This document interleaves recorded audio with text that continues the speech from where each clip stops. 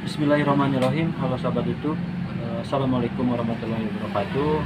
Teman-teman, jumpa lagi di channel Surya Nova. Kali ini saya akan membahas mengenai PPG Prajabatan. Alhamdulillah saya lulus PPG Prajabatan tahun 2022 angkatan pertama. Kemarin lulus juga tahun 2023 dan sekarang saya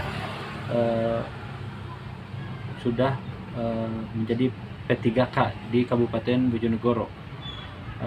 Sambil menunggu NIP, maka saya juga ingin membagikan cerita-cerita mengenai PPG Prajabatan yang sudah saya alami.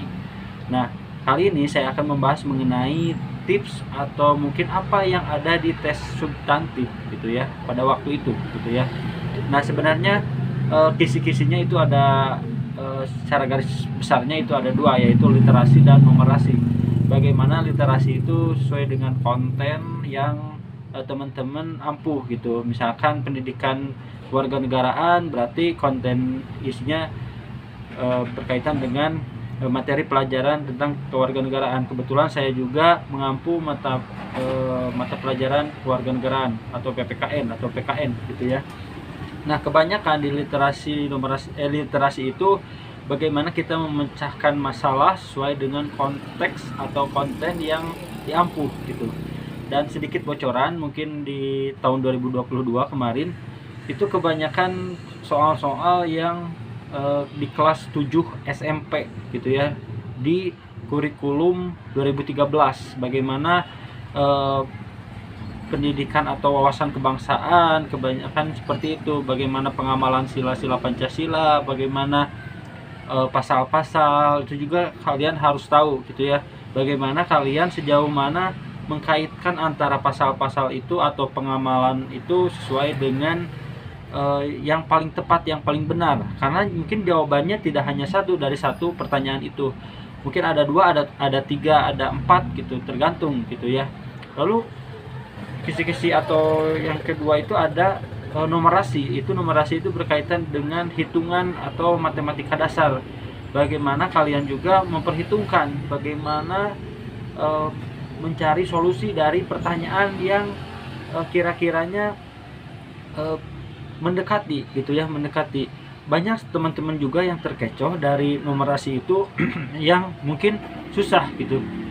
Tetapi intinya gitu ya, ketika sudah ada polanya, maka yang ditanyakan itu mungkin banyak gitu ya. Maka jawaban yang paling mendekati mungkin arah ke sana gitu ya.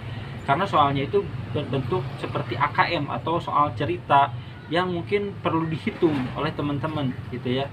Nah, sedikit bocoran juga bahwa tes substantif itu tidak keluar skor atau nilai pas di akhirnya. Saya juga tidak tahu skor saya berapa gitu. Tapi intinya kalian sudah bisa memprediksi apabila kalian belajar dari yang saya utarakan ini gitu ya. Dari literasinya pelajari konten yang sesuai dengan bidangnya masing-masing gitu ya. Tetapi tidak yang penting dasarnya dulu paham gitu ya. Seperti misalkan pendidikan kewarganegaraan misalkan, itu biasanya berkaitan dengan Pancasila, pengamalan sila-sila Pancasila, pasal-pasal terus tapi yang ditanyakan mungkin bukan ke pasal-pasalnya, tetapi isi dari pasal itu gitu ya, isi dari pasal itu atau pengamalan sila-sila Pancasilanya seperti apa gitu ya. Contoh misalkan Persatuan Indonesia gitu ya, yang ditanyakan manakah yang tergabung ke dalam pengamalan sila ketiga ini. Jawabannya beragam di sana gitu ya. Ada mungkin jawabannya ada satu, ada dua, ada tiga gitu ya, dari setiap yang disampaikan itu pilihan gandanya. Numerasi juga sama gitu ya. Beda dengan ujian nasional ataupun ujian apa gitu ya, yang hanya setiap satu soal satu jawaban, tidak seperti itu teman-teman.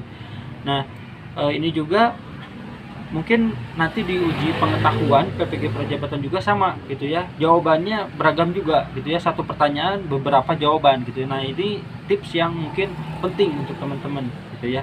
Terima kasih, mungkin itu yang bisa saya sampaikan, mudah-mudahan bermanfaat. Kalau ada pertanyaan boleh silakan komen, siapa tahu saya bisa membantu atau menjawab dari pertanyaan yang teman-teman tanyakan gitu ya. Sekian, terima kasih. Wassalamualaikum warahmatullahi wabarakatuh.